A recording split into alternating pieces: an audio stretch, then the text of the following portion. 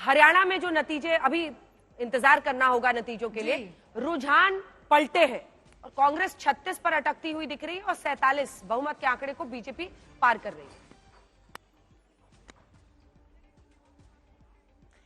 अंजना जी, मैं कहना चाहती हूं कि देखिए, रुझानों में भले ही भारतीय जनता पार्टी जीत रही हो, लेकिन हरियाणा के नतीजों में कांग्रेस पार्टी की स्पष्ट बहुमत के साथ जीत होगी, ऐसा मुझे लगता है।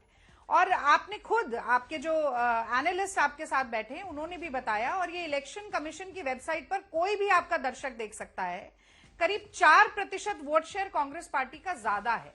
अमूमन देखा जाता है कि वोट शेयर कांग्रेस पार्टी का भले ही कम हो, सीटें ज्यादा आ जाती हैं, यहां पर वोट प्रतिशत ही ज्यादा चल रहा है। 6, 7, 8 राउंड हुए हैं, इनसे दुगने राउंड अभी बाकी हैं। तो अगर यही वोट प्रतिशत भी मेंटेन हो जाता है तो ये जो अभी रुझान आपको दिख रहे हैं ये जरूर पलटेंगे। तो मैं कहना चाहती हूं कि जीत का लड्डू और हार का ठीकरा भारतीय जनता पार्टी और उनके प्रवक्ता जो बैठे हैं, दोनों अभी संभाल कर रखें। और अगर कोई नैरेटिव सेट कर रहा है तो वो खुद भाजपा के प्रवक्ता नैरेटिव सेट कर रहे हैं। भाई, ये ईवीएम की बात लेकर आना, बक्सों की बात लेकर आना, अभी तो रुझान भी कंसोलिडेट होना शुरू नहीं हुए और रोना धोना शुरू हो गया। तो ये विक्टिम कार्ड खेलना बंद कीजिए और दोनों प्रदेशों में हार के बाद जनता को आप क्या मुंह दिखाएंगे, क्या जवाब देंगे, इस पर विचार करना शुरू कीजिए। आपने ठीक कहा अंजना जी, 370 आपने कई बार ये प्रश्न भी पूछा, बहुत बार डिस्कशन के दौरान भी ये मुद्दा आया, उस पर बड़ी बीन बजाने के बावजूद क्या जम्मू ने भी 370 को एक्सेप्ट नहीं किया, कश्मीर ने नहीं किया? ये एक बड़ा सवाल है जो आज भारतीय जनता पार्टी को सोचना पड़ेगा, जिस तरह से सूपड़ा साफ हो रहा है। क्योंकि लोकसभा के चुनाव में कश्मीर क्षेत्र में एक भी लोकसभा सीट पर ये चुनाव नहीं लड़ पाए थे, और अब विधानसभा में भी कहीं ना कहीं सूपड़ा साफ होता नजर आ रहा है। तो अपनी करनी के ऊपर जरूर इनको विचार करना होगा। और जहां तक हरियाणा की बात है, मुझे लगता है, देखिए, मैं ये जरूर कहना चाहती हूं कि यकीन हो तो रास्ता निकलता है और हवा की ओट में भी चिराग जलता है। तो 10 साल का जो अन्यायकाल का अंधकार है, उस पर पूर्ण विराम जनता जनार्दन कांग्रेस के साथ हाथ मिलाकर जरूर हरियाणा में भी लगाएगी। और ये जो चिराग लेकर राहुल गांधी चले थे ना, भारत जोड़ो यात्रा, न्याय यात्रा, उसका प्रकाश हरियाणा में थोड़ी देर में आपको दोबारा से फैलता हुआ नजर आएगा। ठीक है, आप दावे कर रहे हैं। यहाँ पर एक बार फिर से बड़ी खबर दे दें, रुझानों में कांग्रेस पार्टी 37 सीटों के साथ, जबकि भारतीय जनता पार्टी 46 के साथ बहुमत के आंकड़े पर टिकी हुई है। अन्य के खाते में 7 सीटें, अब तक का ये बड़ा आंकड़ा है। और बड़ी खबर दे दें, भूपेंद्र हुड्डा सामने आए मीडिया कैमरे के, और उनकी ओर से दावा किया गया कांग्रेस पार्टी ही बनाएगी अपनी सरकार, हरियाणा की जनता की जीत होगी, ये कहा है पूर्व मुख्यमंत्री भूपेंद्र हुड्डा ने। सुबह से उनका इंतजार किया जा रहा था, तमाम पत्रकार उनके घर के बाहर मौजूद थे। कांग्रेस को हरियाणा में बहुमत मिल रहा है, ये कहना है भूपेंद्र हुड्डा का। हालांकि अब इंतजार करना होगा, क्योंकि आप देखेंगे आंकड़े 90 में से 47, बीजेपी कांग्रेस पार्टी 36 और अन्य 7 पर इस वक्त टिके हुए हैं। जेपी नड्डा ने बीजेपी महासचिवों की बैठक बुलाई है। इस वक्त की बड़ी खबर आपको देते हैं, जेपी नड्डा बीजेपी अध्यक्ष की ओर से महासचिवों की ये बड़ी बैठक बुलाई गई है। यकीनन हरियाणा के अब तक के आंकड़े देखकर बीजेपी में थोड़ा उत्साह आया होगा, क्योंकि सुबह के 9 बजे उसके लिए अच्छी खबर कतई नहीं थी। लेकिन अब जो आंकड़े आ रहे हैं हरियाणा से, वो भारतीय जनता पार्टी को उत्साह से भर रही है। जबकि जम्मू कश्मीर में बीजेपी का खराब प्रदर्शन 28 सीटों के साथ जम्मू क्षेत्र में। हमारे साथ सैयद जफर इस्लाम साहब जुड़े हुए हैं। जफर साहब, हरियाणा के आंकड़े हम दिखा रहे हैं, 46 पर बीजेपी, कांग्रेस पार्टी 37 पर। हालांकि इसके पहले जब आपसे बातचीत हो रही थी, उस समय 60 के आसपास कांग्रेस थी और बीजेपी काफी ज्यादा पीछे थी। तो आप इंतजार करेंगे थोड़ा 12 बज जाए, उसके बाद इस पर प्रतिक्रिया देंगे, उत्साहित होंगे, या मान के चल रहे हैं यही ट्रेंड आगे भी कायम रहेगा?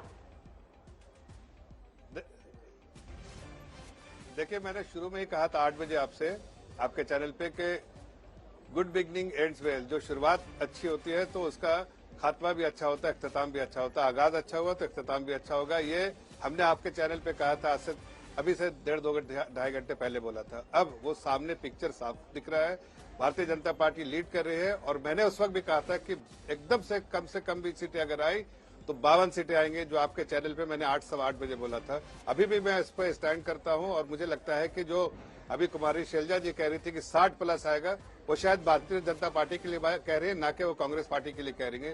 तो कांग्रेस पार्टी को बिल्कुल उनके लिए जो रिजल्ट आने वाला है वो दीवार में उनको दिख रहा है, साफ क्लैरिटी है कि इस बार वो धीरे धीरे करके 30 से भी नीचे जाएंगी और भारतीय जनता पार्टी 60 के ऊपर जाएगा। और वहां पर फिर से जो हमने कहा था, एक रिकॉर्ड बनाएंगे, हैट्रिक बनाएंगे। और उसके बिल्कुल संकेत आपके सामने चैनल पे दिख रहे हैं। कोई 60 से कम की आज बात ही नहीं कर रहा। आप तीसरी बार वहां पर किस्मत आजमा रहे हैं और 10 साल शासन के बाद आप भी 60 का ही दावा कर रहे हैं, वो भी 60 का ही दावा कर रहे हैं। 47 पर अभी बीजेपी है, कांग्रेस 36 पर है। लेकिन दिलचस्प है कि 47 पर ही एनसी और कांग्रेस गठबंधन जम्मू कश्मीर में भी है। असीम बस्सी हमारे साथ, हमारे सहयोगी इस वक्त जुड़ रहे हैं। असीम, जो तस्वीर अब दिख रही है हरियाणा की, वो रुझानों के मुताबिक अब जबकि 10:30 से ज्यादा हो गए हैं, 10:38 हो रहे हैं, बाजी पलटती हुई दिख रही है। तो रिएक्शंस भी क्या वहां पर बदल रहे हैं? क्या कुछ है इस वक्त वहां पर? लोगों से बात कीजिए असीम। देखो, एंशियस हैं हम यहाँ पे, अभी काउंटिंग सेंटर पे हैं। अभी यहाँ कोई पॉलिटिकल नुमाइंदा नहीं है, उनके कोई वर्कर नहीं है। लेकिन जिस तरह से ये तस्वीर बदली है, खास करके सिरसा में जो हमने पहले देखा था गोपाल कांडा आगे चल रहे थे, अब गोपाल कांडा पीछे चल रहे हैं। और सबसे बड़ी जो खबर यहाँ से आ रही है, उचाना कला, हालांकि नेबरिंग डिस्ट्रिक्ट है जींद में, उचाना कला में farmer deputy chief minister Dushyant Chautala number 6 पर हैं। मतलब आप इमेजिन कर सकते हैं, अभी एक लीडर जो डिप्टी चीफ मिनिस्टर रहा पिछली बार, उसकी पार्टी की 10 सीट आई, वो नंबर 6 पर स्लिप कर गए हैं। उसको कांग्रेस लीड कर रही है, बीजेपी नंबर 2 पर है और दुष्यंत के ऊपर 3 इंडिपेंडेंट्स हैं। और अभी तक दुष्यंत की जो वोट काउंटिंग हुई है, दुष्यंत को सिर्फ 1624 वोट निकले हैं। सो आप देख सकते हैं वे कितना ज्यादा गुस्सा है दुष्यंत चौटाला और जेजेपी के खिलाफ लोगों का है। सिरसा की दूसरी सीटों के बाद गोपाल कांडा यहाँ ट्रेल कर रहे हैं, गोकुल सेतिया कांग्रेस के लीड कर रहे हैं, इलाहाबाद से अभय चौटाला ट्रेल कर रहे हैं, वहां भी कांग्रेस लीड कर रही है। हालांकि रानिया में अभय चौटाला के बेटे जो अर्जुन चौटाला है वो लीड कर रहे हैं। डबवाली में दुष्यंत के भाई दिग्विजय चौटाला नंबर 3 पर चल रहे हैं। सो आप देख सकते हैं कि किस तरह जेजेपी का इस एरिया में पूरी तरह सफाया हो रहा है और कांग्रेस के नॉमिनीज जो हैं काफी जगह पे लीड कर रहे हैं, एक रानिया को छोड़कर। जी हाँ, चौटाला परिवार के अलग अलग जगहों पर क्या हालत हो रही है वो दर्शकों के सामने आप बता ही रहे हैं। और दुष्यंत चौटाला का उचाना कला से 1600 वोट सिर्फ मिलना, डेप्यूटी चीफ मिनिस्टर थे 6 महीने पहले, उनकी हालत ये साफ इशारा है कि कैसे लोग मतलब जो इस तरह के वीवीआईपीज हैं जिन पर वो भरोसा करते हैं एक चुनाव में, उसके बाद उनको जमीन भी दिखा देते हैं। बहरहाल अगर आप दूसरी तरफ देखिए तो गोपाल कांडा, बावजूद इसके कि बीजेपी ने समर्थन किया, बावजूद इसके कि वहां पर आईएनएलडी बीएसपी ने भी कोई उम्मीदवार नहीं उतारा, सिर्फ जेजेपी का उम्मीदवार और कांग्रेस का था, वो गोकुल सेतिया से पीछे चल रहे हैं। तो ये भी एक बड़ा इंडिकेशन है जो सिरसा की सीट पर आप फिलहाल देख रहे हैं।